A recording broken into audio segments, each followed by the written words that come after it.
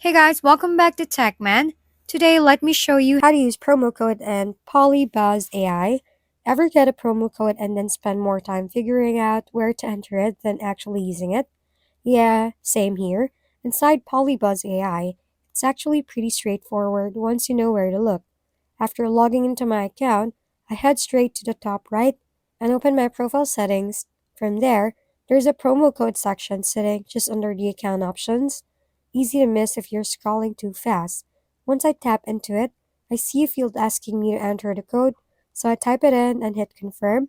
If the code is valid, the rewards apply instantly. No waiting around or weird extra steps. What I like here is how quick it is once you find the right spot.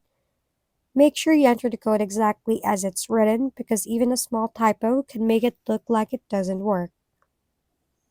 If we've been helpful, kindly give us a thumbs up and don't forget to hit the subscribe and bell button for more contents. For any questions and suggestions, comment down below.